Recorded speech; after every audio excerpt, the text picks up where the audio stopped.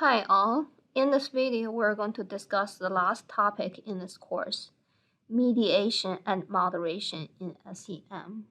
In social and behavior research, it is very common to use SEM techniques for testing the mediated or moderated relationships among variables. First, let's be clear that mediation and moderation are different. Mediation is about how an intermediate variable called the mediator functions in the causal relationship between an exogenous and an endogenous variable. A mediator can be thought of as the carrier or transporter of information along the causal chain of effect. The causal relationship between X and Y is mediated by the mediator variable M.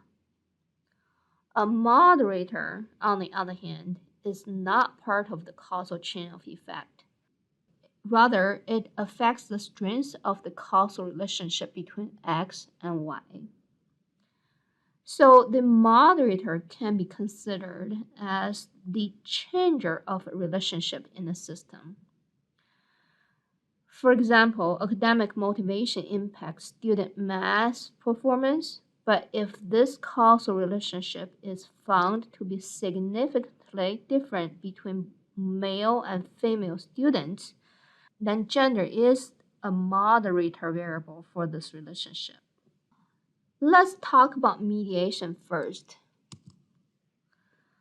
Let's assume that we have three variables: the exogenous variable X, the endogenous variable Y, and the mediator variable M. To establish a mediated effect in a model, evidence is required to show that the path from X to M is significant. From M to Y is significant.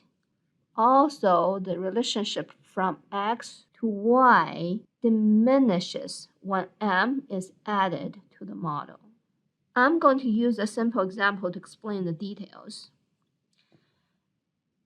In this three-factor model, the implied correlation between X and Y is R equals 0.64, which is the product of the paths A and B. There could be three different scenarios when a mediation effect is present: full mediation, partial mediation, and suppression. In full mediation, also known as pure mediator effect, the influence of X on Y is fully captured as an indirect influence through M, and the observed association between X and Y equals to the product of the path coefficient. The direct path C from X to Y is statistically non-significant. In my example, A is the path from X to M, which has a value of 0.80. B is the path from M to Y, also it's 0.80. The product of the two is the relationship between X and Y, 0.64. So this is the example of full mediation. If it's a partial mediation, M as a mediator accounts for a significant amount of variance in Y. The direct effect from X to Y is still statistically significant. So is the direct effect of M on Y. In other words, both B and C remain significant. In my example, A is 0.80, B is 0.80, their product is 0.64, but the total association between X and Y is 0.80, which means C is about 0.80 minus 0.64 equals 0.16. The scenario is different if C remains significant but differs in sign from the product of A and B. For example, A is 0.80, B is 0.80, their product is 0.64, but the total association between X and Y is 0.46, which means C is about 0.46 minus 0.64 equals negative 0.18. In this case, the mediation is interpreted as partial suppression. Always pay attention to B, the path from M to Y. When B and C are both included in the model, but B is not significant, there is no mediation. However, if B is statistically significant but A is not, the variable M should be interpreted as a covariate, not a mediator. Start from day one, I have been saying all elements in SEM analysis should be theory-driven. It's the same for mediation studies. The identification and hypothesis about any mediated relationships should be backed up by strong theories and good measurement.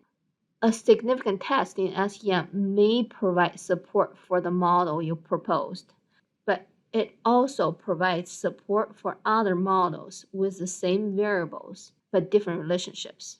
We learn how to statistically verify plausible model structures, but statistics alone is not sufficient to establish causal effect. Before we talk about how to test mediation in Mplus, let me show you how mediation was statistically examined before SEM came to use. The most common strategy was to use the four-step regression test recommended by Barron and Kenny. In step 1, using this regression equation, you show that causal variable X is significantly correlated with the outcome Y. The purpose is to show that there is an effect that may be mediated. In step 2, using a second regression with M as a predicted variable, you show that X is significantly correlated with the mediator M. In step 3, using a third regression with Y as the predicted variable, you show that M significantly predict variable Y when X is also a predictor in a model. You can think this step as to estimate and test path B. In step 4, the same regression equation is used. The effect of X on Y controlling for M should be 0 in order to establish that M completely mediates the XY relationship. This regression approach actually has been questioned by many statisticians. First, the concern was the first step to verify a significant relationship between X and Y. Remember that an indirect relationship mediated by M is computed as the cross product of the two simple paths constituting that effect. Even if the simple paths are strong enough, the total association can still be too weak to be significant. Also, although not common, suppression is possible. Last but not least, the regression approach is based on inference, not direct test of the mediated effect. So SEM is a better option for testing mediation. Alright, now I'm going to show you how to get the test of mediation in Mplus using the data set from week 5. You actually have learned the Mplus command for it, model indirect. Here we'll add some depth and interpret the information from a different perspective. Let's focus on the indirect relationship from institutional learning environment to social integration. There are two mediated paths. One is through the mediator academic environment. The other is through two mediators, academic environment and academic integration. To test the significance of the mediation effect, I have in my command file model indirect, then the two lines, one for each of the indirect path. Once you run the command file, in the output, there are both the unstandardized and the standardized estimate of the indirect effects. It's clear that the first indirect pass has stronger effect than the second one, but both are statistically significant.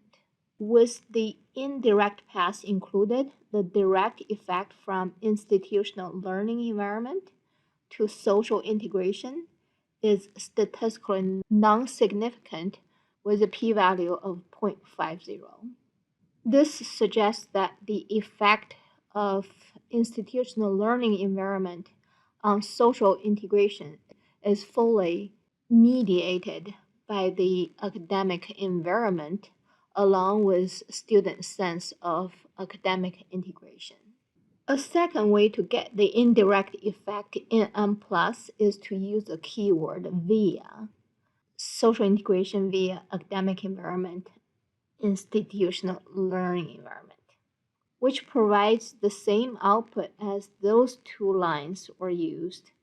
The first form, using the keyword IND, is more flexible, especially when there are multiple mediators, because it will generate a separate indirect effect for each possible compound path from the exogenous to the endogenous variables. But if you're only interested in the total indirect effect, the via approach is simpler.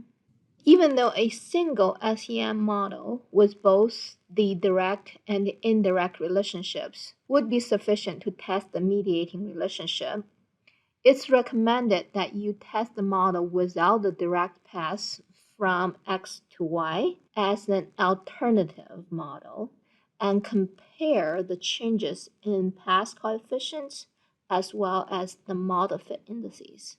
Also, remember to be attentive to the magnitude and practical importance of a mediation effect, not only the statistical significance.